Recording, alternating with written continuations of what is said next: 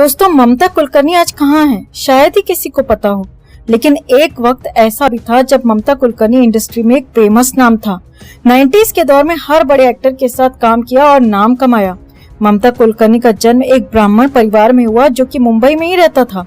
ममता कुलकर्णी 3 बहनें थीं, एक बड़ी एक छोटी। ममता कुलकर्णी की पढ़ाई मुंबई से ही हुई। ममता कुलकर्णी शुरुआती दौर में जब वो बचपन में थी तो उसने कभी नहीं सोचा था कि वो फिल्मों में काम करेगी। ममता ने एक इंटरव्यू में बताया था कि उसे फिल्मों में जरा भी इंटरेस्ट नहीं था। वो फिल्मों में आई सिर्फ अपनी माँ के कहने पर, क्योंकि उनकी मदर चाहती थी कि ममता एक हीरोइन बने। माँ के कहने पर 10th क्लास की पढ़ाई के बाद पहली बार मॉडलिंग के लिए ट्राई किया और सिलेक्ट हो गई। ममता कुलकर्णी का जन्म हुआ था 20 अप्रैल 1972 को मुंबई में। 1987 में पहली बार ममता ने मॉडलिंग किया और उस समय ममता की उम्र मात्र 15 वर्ष थी। फिल्मों में पहला ब्रेक मिला साल 1991 में एक तमिल फिल्म में। हिंदी में ब्रेक मिला 1992 में फिल्म मेरा दिल तेरे लिए में। ममता की दोनों फिल्में फ्लॉप रहीं और थोड़ी बहुत पहचान मिली फिल्म तिरंगा से, जो कि इसी साल 92 में ही आई थी। हालांकि फिल्म में ममता का जो रोल था वो बहुत बड़ा नहीं था, लेकिन इस फिल्म ने ममता को पहली बार सफलता का स्वाद चखाया। इसके बाद 92 में ही ममता की एक और तेलुगु फिल्म आई। इस तेलुगु फिल्म के बाद ममता को साउथ में काफी ज्यादा पसंद किया जाने लगा। कहा यह भी जाता है दोस्तों कि उस समय लोगों ने ममता के नाम का टैटू अपने हाथों पर लिखवाना शुरू कर दिया। इसके अलावा लोग ममता का एक मंदिर भी बनवाना चाहते थे। ये बातें ममता ने खुद एक इंटरव्यू में कही थी। इसके बाद ममता ने साल 93 में एक ऐसा काम किया जिससे हर कोई ममता को पहचानने लगा था। दरअसल 93 में ममता ने एक मैगजीन के लिए न्यूड फोटोशूट कराया, जिसमें ममता ने कुछ भी नहीं पहना था। अपने जो बॉडी पार्ट्स थे उनको हाथ और पैर से कवर कर रखा था। ये फोटोशूट उस समय बहुत ज्यादा विवादों में रहा था और ममता को इसके लिए काफी ज्यादा आलोचनाओं को सहना पड़ा और ममता पर इसी फोटोशूट की वजह से कई केसेस भी हुए। इस फोटोशूट ने ममता को इतनी फिल्में दिलाई कि एक समय ममता का नाम बड़ी हीरोइंस के साथ शामिल किया जाने लगा। ममता ने उस समय के सभी स्टार्स के साथ काम किया था। वक्त हमारा है, करण अर्जुन, बाजी, सबसे बड़ा खिलाड़ी और क्रांति भी। ये वो दौर था जब ममता का करियर पीक पर था। हिंदी के साथ तमिल और तेलुगु में भी उसकी डिमांड लगातार बनी हुई थी। 96 में एक फिल्म आई थी घातक, जिसमें सनी देओल लीड रोल में था। उस फिल्म में ममता ने एक आइटम सॉन्ग किया था जो काफी ज्यादा पॉपुलर हुआ था। दरअसल ये फिल्म थी राजकुमार संतोषी की और राजकुमार संतोषी ने ममता को सिर्फ एक गाना करने के लिए ये कहकर मनाया था कि वो ममता को लेकर एक बड़ी फिल्म जल्द बनाएंगी। यही कारण था कि अपने पीक समय में भी ममता ने संतोषी के लिए फिल्म में सिर्फ एक गाना किया। इसके बाद राजकुमार संतोषी ने ममता को लेकर फिल्म बनाई साल 98 में चाइना गेट। लेकिन इस फिल्म के दौरान ऐसा कुछ हुआ कि चारों तरफ चर्चा का विषय बन गई। दरअसल इस फिल्म की रिलीज के बाद ममता कुलकर्णी और राजकुमार संतोषी एक दूसरे पर आरोप लगाने लगी थी। संतोषी ने आरोप लगाया कि ममता ने फिल्म के दौरान उन्हें बहुत ज्यादा तंग किया था, उन्हें परेशान किया था, जिसकी वजह से वो ममता को फिल्म से निकालना चाहती थी। लेकिन ममता ने अपने अंडरवर्ल्ड के दोस्त यानी छोटा राजन से धमकियां दिलाई, जिसकी वजह से वो उसे फिल्म से नहीं निकाल पाया। दूसरी तरफ ममता कुलकर्णी का कहना था कि इस फिल्म के दौरान राजकुमार संतोषी ने उसे कंप्रोमाइज करने के लिए कहा था और उसने मना कर दिया। इसी वजह से अब वो उस पर इल्जाम लगा रहा है। वैसे इस फिल्म के दौरान एक और चीज थी जो सबसे ज्यादा चर्चा में आई। चाइना गेट मूवी में एक्शन डायरेक्टर के तौर पर काम कर रहे थे टीनू वर्मा।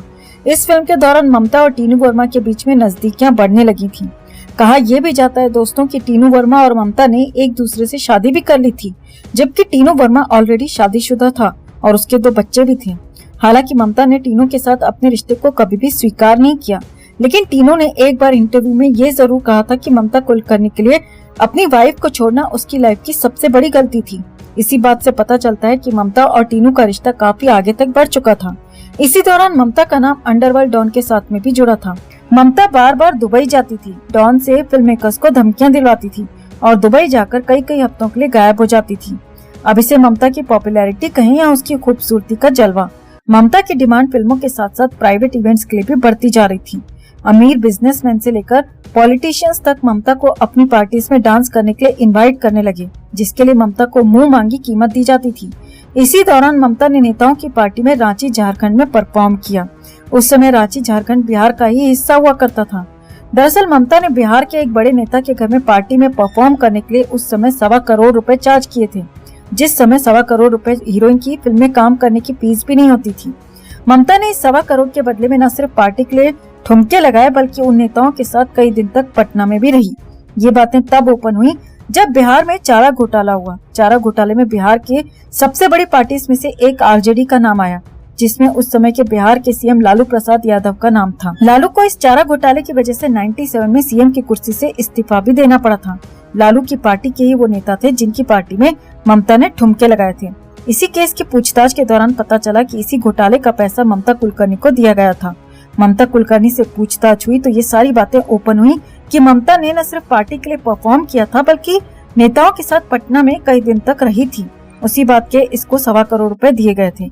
इसी दौरान दुबई में एक चेन ऑफ होटल्स का उद्घाटन हुआ। उसी उपलक्ष्य में दुबई में एक पार्टी रखी गई जिसमें बॉलीवुड के कई कलाकार शामिल हुए।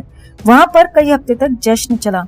जश्न खत्म होने पर पार्टी के गेस्ट को रिटर्न गिफ्ट दिए, जिसमें मारुति कार और गाड़ियां तक शामिल थी। वहीं पर ममता की मुलाकात होती है विक्की गोस्वामी से, लेकिन उसी दौरान विक्की गोस्वामी को दुबई पुलिस ने जेल में बंद कर दिया। 2001 के बाद ममता कुलकर्णी 6 महीने दुबई में रहती तो 6 महीने भारत में। 2001 के बाद ममता ने सिर्फ 2 फिल्मों में काम किया, वो भी एक हिंदी में और एक बंगाली में। 2003 बंगाली मूवी में काम करने के बाद ममता पूरी तरह से गायब हो जाती है। कुछ रिपोर्ट्स के आधार पर यह भी कहा जाता है कि ममता 2001 के बाद जब विक्की गोस्वामी जेल में बंद था तो उसके बिजनेस को संभाल रही थी दुबई में। यही वजह थी कि ममता कभी भारत में रहती तो कभी दुबई में। 2003 से 2013 तक ममता पूरी तरह से गायब हो जाती है। इसी दौरान उसकी कहीं भी कोई खबर नहीं मिलती। इसके बाद 2013 में दुबई के एक अखबार में ममता का एक फोटो छपता है और उस अखबार में ये दावा किया जा रहा था कि ममता ने दुबई की जेल में बंद विक्की गोस्वामी से शादी कर ली है। साथ ही ये भी लिखा था कि ममता ने अपना धर्म परिवर्तन कर अब ममता कुलकर्णी से आयशा बेगम बन गई है और विक्की बन गया था यूसुफ अहमद। इसके बाद विक्की जेल से छूटता है तो वो दोनों दुबई से केन्या चले जाते हैं। केन्या से 2014 में खबर आती है कि उन दोनों को ड्रग्स के आरोप में पुलिस ने पकड़ लिया है, क्योंकि केन्या में विक्की गोस्वामी ड्रग्स के मामले में पहले से ही वांटेड चल रहा था। इसके बाद ममता की कुछ फोटो सोशल मीडिया पर वायरल होती हैं, जिसमें ममता के हवाले से ये कहा जा रहा था कि उसने यानी ममता ने संन्यास ले लिया है और वो अब साध्वी बन गई है। लेकिन ये सो कॉल्ड साध्वी 2016 में एक बार फिर से चर्चा में आ जाती है जब मुंबई थाने में ड्रग्स डील करते हुए कुछ आरोपियों को पकड़ा जाता है। पूछताछ में ये पता चलता है कि ड्रग्स की ये डील टोटल 2000 करोड़ रुपए की थी, जिसमें विक्की गोस्वामी और ममता कुलकर्णी भी शामिल थे। ये एक महंगा ड्रग्स था जो पकड़ा गया था और इस घटना के बाद मुंबई पुलिस भी ममता कुलकर्णी को ढूंढने लगती है। इसके बाद कुलकर्णी फिर से अपना एक वीडियो सोशल मीडिया पर वायरल करती है। उसमें वो कहती है कि उस पर लगाए गए सारे इल्जाम गलत हैं। वो एक साध्वी बन गई है, एक योगिनी है और इन सब बातों से उसका कोई मतलब नहीं है। दूसरी तरफ मुंबई पुलिस ममता के खिलाफ नोटिस जारी करती है। ममता जब कोर्ट में हाजिर नहीं होती तो उसे वांटेड घोषित करके मुंबई स्थित उसकी सारी प्रॉपर्टीज को सीज कर लिया जाता है। ठीक वैसे ही अहमदाबाद में विक्की गोस्वामी की प्रॉपर्टी थी, उसे भी पुलिस द्वारा जब्त कर लिया जाता है। इन दोनों के घर वालों से भी पूछताछ होती है, लेकिन दोनों में से कोई भी वापस भारत नहीं आता। ममता कुलकर्णी अपने आप को साध्वी बताती है और ये भी कहती है कि उसका ड्रग केस से कोई संबंध नहीं है, जबकि मुंबई पुलिस की नजरों में ममता एक मोस्ट वांटेड मुजरिम है। ममता और विक्की आज दुनिया के किस देश में हैं, ये कहना बिल्कुल मुश्किल है, लेकिन वो जहाँ भी हैं ड्रग्स के व्यापार से जुड़े हुए हैं, क्योंकि विक्की का पूरा जीवन ड्रग्स के व्यापार में ही बीतता है। वो केन्या में जेल गया तो ड्रग्स में, वो दुबई में जेल गया तो ड्रग्स में, और इससे अलग वो पिछले 19-20 साल से ये दोनों साथ हैं और इसी व्यापार को आगे बढ़ा रहे हैं। वैसे ममता खुद कहती है कि वो एक दिन वापस भारत आएगी। इंतजार है उस दिन का जब वो भारत वापस आएगी।